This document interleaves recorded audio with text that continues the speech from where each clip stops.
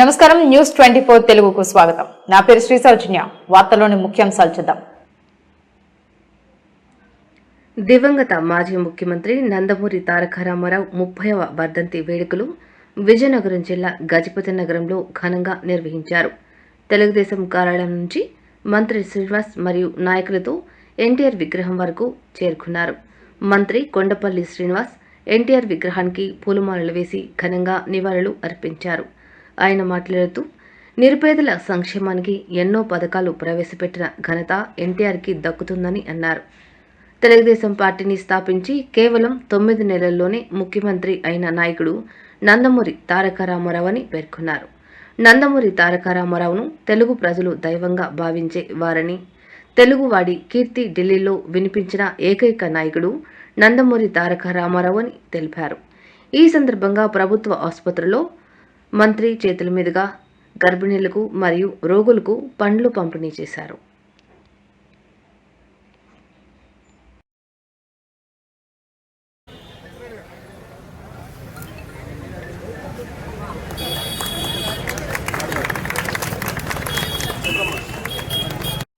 ఎన్టీఆర్ అందరికీ నమస్కారాలు.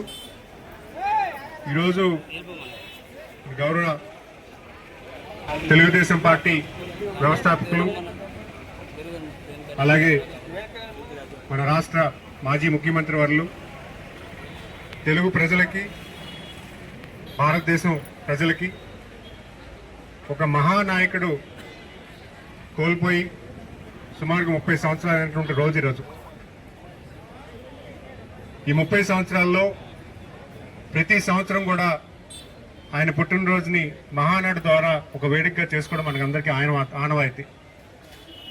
మరి ఆయన వర్ధంతి రోజు కూడా ఆయన్ని స్మరిస్తూ, ఆయన గుర్తు చేసుకుంటూ, ఆయన చేసినటువంటి మంచి పనులన్నీ కూడా ప్రజలకు వివరిస్తూ, ఆయన గొప్పతనాన్ని, ఆయన ఔన్నత్యాన్ని మనం మరొకసారి గుర్తు చేసుకున్న ఒక కార్యక్రమంగా ప్రతి సంవత్సరం జనవరి 18వ తారీఖున చేసుకోవడం మనందరికీ ఒక ఆనవాయితీ. ప్రజలందరికీ మనం తెలియజేయాల్సిన అవసరం ఉంది. ఒక మహానాయకుడు తెలుగు ప్రజలకి, తెలుగు కీర్తికి, తెలుగు ప్రజానికానికి దేశ విదేశాల్లో ఒక గౌరవం తీసుకొచ్చి భారతదేశ రాజకీయంలో కూడా తెలుగు వాళ్ళు ఉన్నారు, ఆంధ్రప్రదేశ్ అని ఒక రాష్ట్రం ఉంది, తెలుగుతనం ఒక ఉనికిని, తెలుగు వాళ్ళ ఒక ఉనికిని కూడా భారతదేశం అంతా తెలియజేసినటువంటి మహానాయకుడు అన్న నందమూరి తారక రామారావు గారు. ఆయన నటించేటప్పుడు ఒక యాక్టర్గా అందరం భావించారు, కానీ ప్రజలందరూ ఒక దేవుడి కింద భావించారు. ఆయన చేసినటువంటి కృష్ణుడి పాత్ర అవ్వచ్చు కానీ, రాముడి పాత్ర కానీ, ఎటువంటి పాత్ర వేసినా కూడా ఆ పాత్రకే వన్నె తెచ్చే దిశగా ఆయన మనస్ఫూర్తిగా పనిచేయడం మనందరికీ తెలిసినటువంటి విషయం.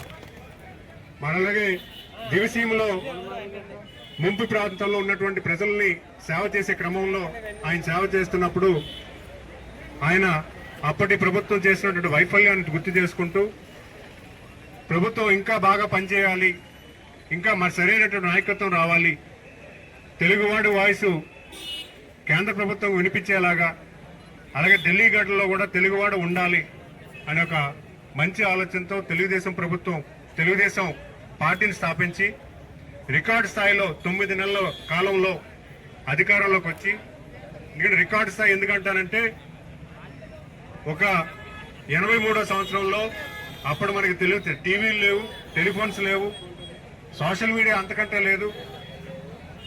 నాయకుల్ని ఎన్నుకొని ఒక కొత్త క్యాండిడేట్ని, కొత్త రాజకీయ వ్యవస్థను తీసుకొచ్చి అప్పుడున్నటువంటి కాంగ్రెస్ ప్రభుత్వాన్ని వ్యతిరేకించు ఒక కొత్త నాయకత్వం తీసుకొచ్చి ఆ నాయకత్వాన్ని బలం చేకూరుస్తూ 9 నెలల కాలంలోనే అధికారంలో తీసుకొచ్చినటువంటి మహానాయకుడు మన అన్న నందమూరి తారక రామారావు. మరి అలాంటి మహానాయకుడిని మరొకసారి మనందరూ కూడా గుర్తు చేసుకుంటూ ఈరోజు 30వ వర్ధంతి అయింది. మనల్ని విడిచి 30 సంవత్సరాలు అయింది.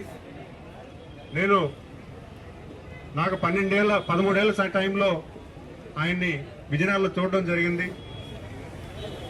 ఎక్కడా లేదు ఆయన పార్టీ మీటింగ్ అనేది కింద చాపేసి అందరితో పాటు కింద కూర్చొని అందరితో మాట్లాడిన సందర్భం అది. ఆ సందర్భంలో నేను కూడా ఆయన పక్కన కూర్చోవడం నాకు చాలా సంతోషం. ఇంకా ఆ రోజు మర్చిపోలేని రోజు. మరి అలాంటి పార్టీలో నేను పనిచేయడం, ఒక శాసనసభ్యునిగా ఎన్నుకోబడడం, మరి అలాగే ఒక మంత్రి శాఖలో నేను కూడా వ్యవహరించడం నాకు చాలా గౌరవమైన పదవి బాధ్యతైన పదవిగా భావిస్తూ మరి ఇలాంటి అవకాశం కల్పించిన తెలుగుదేశం కుటుంబ సభ్యులందరికీ కూడా పేరు పేరున నా నమస్కారాలు ధన్యవాదాలు తెలియజేసుకుంటున్నాం. జై తెలుగుదేశం, జై తెలుగుదేశం, జై తెలుగుదేశం, జోహార్ జోహార్, జోహార్ జోహార్, జోహార్ జోహార్ అన్న నందమూరి తారక రామారావు గారికి.